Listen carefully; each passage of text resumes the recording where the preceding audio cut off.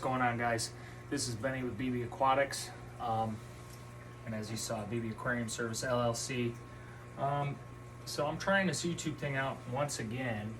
I did this a while ago, and I used to be into reptiles a lot. I've been in the fish keeping hobby now for a little more than a year back into it, and I've kind of gone crazy. As you can see, it's hard not to. But basically, channel introductions, and we're going to go through my basement fish room and kind of what I got going on in here, and yeah, let's get right to it. So I thought I'd start out with my freshwater systems. This here is a little 5.5 gallon planted aquarium featuring Peacock Gudgeons. It's just got a pair of small juveniles in here, but completely loaded with plants. We've got a huge Java fern in here, and I apologize for the glare. Lots of surface plants. Trying my hand at breeding ghost shrimp, but we'll see how that goes, as these guys will surely eat on the little baby ghost shrimp. Basically don't even have to touch this tank. Got live plants growing out the top. That's ivy I actually pulled from the yard. I utilize that in 3 of my freshwater systems. And this tank is just on cruise control. Got a little flying fox Siamese, or not a Siamese, but flying fox algae eater. I've got Siamese algae eaters in the other systems. Got a little bit of aqua soil there on the bottom, capped with sand. Trying my hand at some dwarf hair grass, and I ain't the best with naming every species of plant. But that's that. And I love the little Peacock Gudgeons, and I know they're not going to get too big. Obviously, I will upgrade them, but we got the Lamini. This is actually a saltwater LED. Works really well. If we come over here to this side, this is basically my desk, my small study, if you will. This is betta ball, all natural betta ball here. You kind of notice the trend, just plants, plants, plants. Got some moss kind of growing up there, but this guy's just swimming around. Do have a heater, small bubbler. Man, look at that glare. And I'm using my wife's phone too, because mine sucks. Got a couple mystery snails in here, 2 small Siamese algae eaters. You can see that there's a bit of spot algae on the glass, but this guy just comes out. Java fern, narrow leaves. Got a crypt here. And once again, just loaded to the rim, literally to the rim with floating plants. We've got some dwarf water lettuce, and once again some ivy, which has really taken off.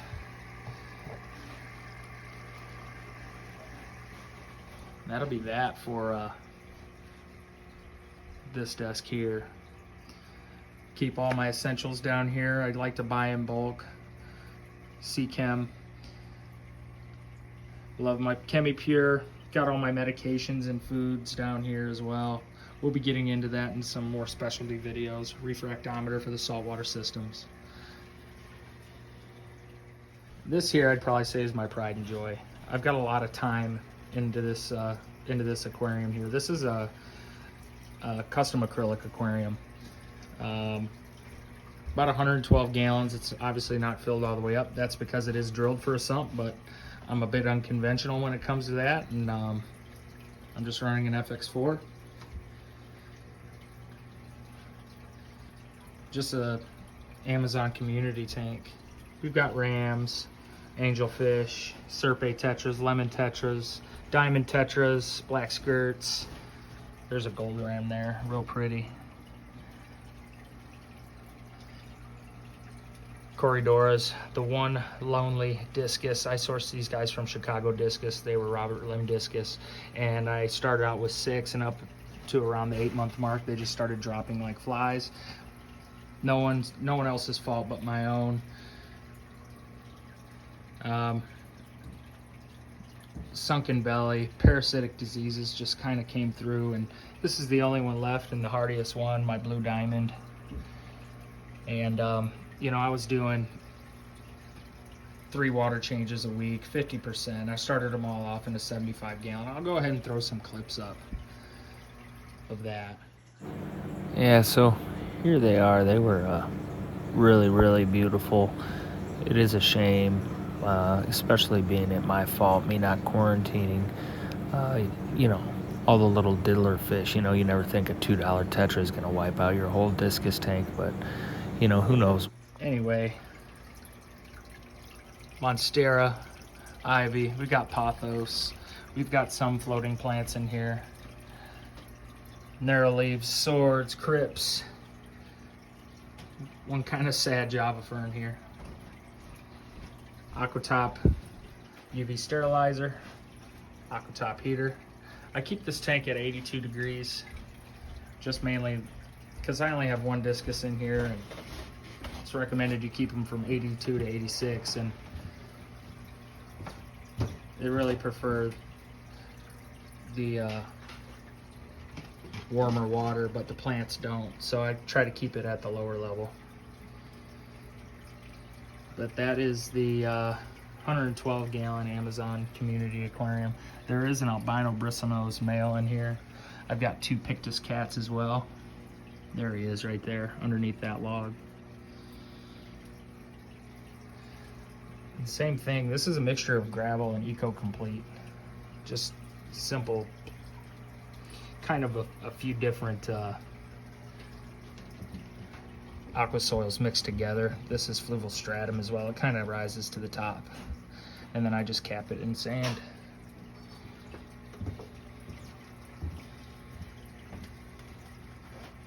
Running a 9-watt grow bulb up here. And as you can see, I've got all my electrical up high. This is a very old house.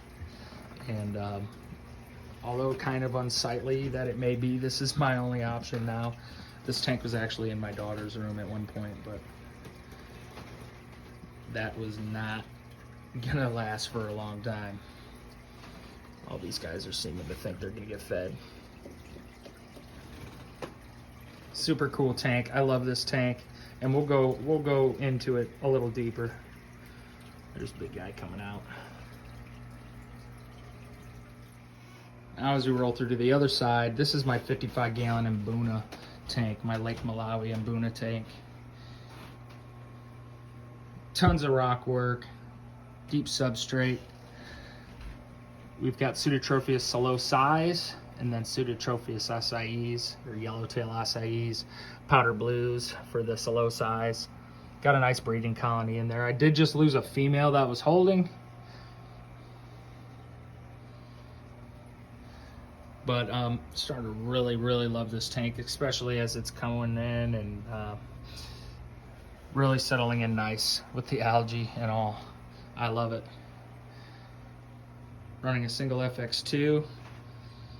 This is a pump from an old Cyclone skimmer that works really well for what it needs to, just water movement. Surface agitation, as you can see, there's a bit of aggression going on here, but that's why I've got so much rock work in here. Plenty of sight breaks for them. I think I've lost 2 psilocyes. I started with 12. I had bumblebees in there. I had some albino red zebras in here as well, and that just didn't work out. I'm just kind of keeping it low on the stocking right now, because a lot of these fish are going to get, obviously all these fish are going to get bigger. I know the psilocyes can max out around 4.5 inches. Correct me if I'm wrong. But mainly working with dwarf Mbunas, and I really love this tank. And right when I stop the clip, this big male here is putting on a show and either chasing another male away or trying to court a female. He was coming down to this rock here and doing some shaking and shimmying. Makes me think. Super cool. All right, now we come on to probably my all-time favorite system. It ain't salt water, it ain't fresh water, it's brackish water. This is my this is a 60-gallon low-end brackish aquarium, complete with red mangroves. The salinity in this tank right now is super low. It's at about 1.002. I'm just slowly raising it up, letting the mangroves get more established. They do a lot better in fresh water than they do salt water. They don't have to work as hard to excrete the salt. As you know, mangroves, or as maybe you don't know, mangroves excrete salt from their leaves. And though they are an estuary plant, they are salt tolerant. They're found in many reef systems in the world. There's that glare again. They seem to do a lot better when you start them off in fresh water and then slowly, gradually bring that salinity up as to let them acclimate. But they're sending off prop roots. And I did have the water level a lot lower to get those prop roots started. I'd like to have the mangroves up a bit higher, but with the fish and as they're growing, I really needed the extra water volume, and I've really kind of got it there for aesthetic purposes and so that fish don't jump, because obviously I don't have a lid for this tank. But this is super cool. I made this stand. I make most of my stands, and I know the one on the 112-gallon Amazon tank isn't the prettiest, but it definitely works. So into the stocking here, we've got green spotted puffers I'm growing out to throw into the big system. We've got monocebays. Let's see if we can't get into there. There's one. We've got 4 monocebays. There's a small argentis. I'm simply growing out the single mono argentis and the 4 cebays to go out into the big system, the 125-gallon brackish system. We've got sailfin mollies. We've got a male and 2 females. They have spawned already, and as you can see, this one's kind of getting beat up. But those babies just become green spotted puffer food. I hate to say it, but that's nature, right? The green spotted puffers, the monocebays, and the single mono argentis aren't going to be in here forever, like I said. And that's kind of the beauty of an estuary tank, is that a lot of these fish are wild caught. Actually, all these fish are wild caught, minus, I'm willing to bet, the sailfin mollies, but they're sourced from places just like this: Sri Lanka and India, Thailand, Cambodia.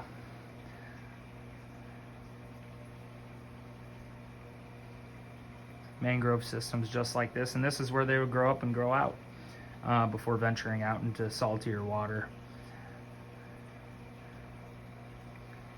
There's a night goby. This guy is a single bully in this tank, and he seems to think he owns this whole tank. He's eaten 4 flagfish. I have 1 Florida flagfish left, and he ate all 4 of his buddies. They seem to be quite aggressive.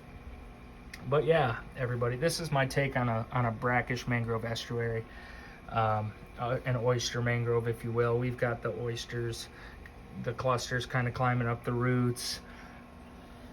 We've got a deep substrate. We've got the leaf litter. Once again, you'll kind of notice a trend here with the Aquatope UV sterilizers. I really like using those. Kills the algae and kind of keeps it down. We've got 1 golden wonder killifish.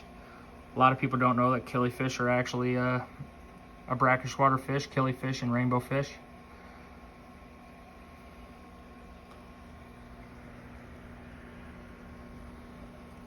This tank's super cool. I love it. And I'm running this guy on a single 107, and it seems to do pretty great. I do weekly water changes on all the tanks. I found that the mangroves aren't as good at nutrient export as most people kind of make them seem to be. They're real slow growers, and it takes them a while to really establish before you start to see any kind of notice in nitrate reduction. but either way, it makes for a cool aesthetic. I'll throw up a clip. I actually started with probably about 60 red mangrove seedlings, and this is all that took off. And we've got some new growth. We're running this under a single 40-watt grow bulb, which I'm looking to change out and get a little bit more modern as far as the lighting goes here, and a single 3000 lumen shop light for some whites. But it is growing them. They're doing okay. I'm sure I could do a lot better, but that's the whole point of this hobby, right? Knowing where you can improve and what you can save up for. And then we can move on to the big 125 gallon high-end brackish. So like I said, the main goal for this tank is to be at 1.005 to 1.008. This tank runs anywhere from 1.010 to 1.012 up to 1.018. So more than half strength seawater. And this is home to my large silver scats, my large mono argentis. We've got a green scat and a ruby scat, which are actually the same species of scat, just different color variants. They're found in different places. But I'll throw up some clips of this. This tank has taken quite a turn. Used to have a lot more hardscape mangrove roots and all, but they really just need the space to swim and grow, and man, have they taken off since then. And obviously this is not their forever home. I'm looking to get these guys into at least a 300 gallon as their final home, 300 to 500 gallons. And I know that's a lot, but it's really what these fish need to grow properly. And they like the space not only, but this is a 6-foot tank at 125 gallons. They'll definitely do good in an 8-footer. So apart from the big boys, we've got a gymnothorax tile or Indian mud moray. Now this is mainly sold in the hobby as a freshwater snowflake eel. This is just not the case. These are brackish to marine fish. He's almost at about 24 inches, which is their max size, and I feed him on mussels, shrimp. He's taken small fiddler crabs before, and silver sides mainly. But I've got this PVC tube that goes all the way here, and he just likes to hang out in there. And I kind of feed him on a moray diet. I gorge them, and then which is what they'll do in the wild. They'll gorge themselves, and then they'll go on a kind of a fast. But once the lights go down, he's really out and active. And then you probably won't be able to see him, but if I can get another clip, I will. There's a toadfish in here, sold in the hobby as a freshwater lionfish. This is a completely non-venomous species of toadfish. If I can remember the scientific name, there are toadfishes that are found in Central and South America that are mainly endemic to freshwater systems. This is a brackish to marine fish. This is a grunions, also known as a grunting toadfish.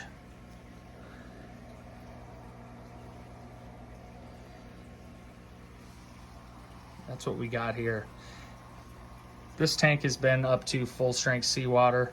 This tank has gone down as low as 1.005, and all of the large hermit crabs have survived that. And these are wild caught hermits from Florida, actually. And we've got another guy over here. Love this tank. Running this on a single FX4 for now. Obviously, when I get a bigger system, I'm going to go for an all-in-one or a seamless sump and really boost up the filtration capacity. These fish produce a lot of waste.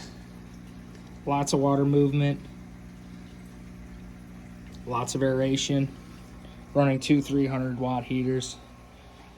and it seems to work great for this system. We've got a lone 75 gallon under here. I was thinking of doing a sump, but I think I'm gonna lean more towards something kind of special, and you have to stick around and subscribe for that. It'll probably be another brackish system, but something really different. So that's it for my brackish systems. All right, so this tank is near and dear to me, and I know I might say that about a lot of my tanks, but this is a Fluval Evo 13.5 all-in-one system, 13.5 gallons, and this is a Belize Biotope tank. I recently took a trip to Ambergris Caye in Belize, where I actually sourced all of the sand and all of this hardscape, all of these rocks, and this tank was like an instant cycle and instant gratification. Look at all that coralline algae. This tank isn't even 6 months old yet. This tank is probably about 4 months old. I introduced obviously the macroalgae. There's a coral banded shrimp. I know they're probably not from Belize, but I did see a lot of Sergeant Major damsels. There's 2 young individuals here, and these guys were actually in the high-end brackish system. They can be kept as low as 1.012, 1.015. They are an estuary fish, and then they travel out to the reef. But I'm probably going to move these guys into a bigger system soon because they do get very big. They're the largest, one of the largest damsel species, and they're quite aggressive at that. But we've got an assortment of astrea snails, red leg hermit crabs. There's a little Halloween crab there. Right next to that nasty Aptasia, which is a story within itself. Hitchhiked in here off some finger leather corals that I put in here, and some polythoas and zoanthids that just did not take off. And obviously the Aptasia did, as it always probably will. We've got macroalgae, some red ogo here. That's really just boomed. Sea fan from Belize as well. And I'd like to note as well that in the sand came a plethora of microfauna, which really just seeded this tank to include these snails. These guys were microscopic when I first set up this tank. And this tank actually first started out as a 6-gallon cube. I'll throw some clips up of that, but this tank is on cruise control. All I do is I dose some some freshwater planted fertilizers, some liquid carbon, all Seachem products that I can go through in a different time, just to kind of keep the macroalgae happy. I keep this tank at 1.025, 1.026.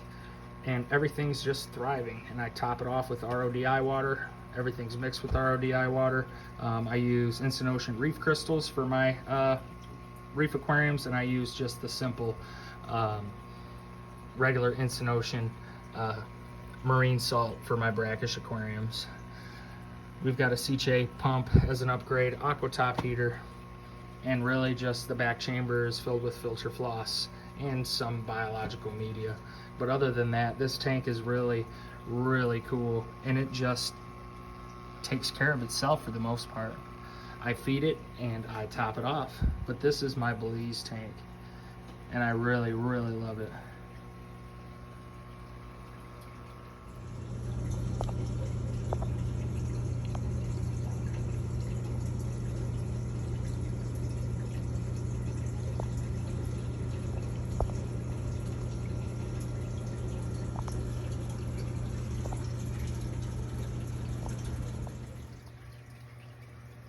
Guys, I certainly thank you for joining in, but that will conclude this video, the first video. I know it's a long one, of my basement fish room.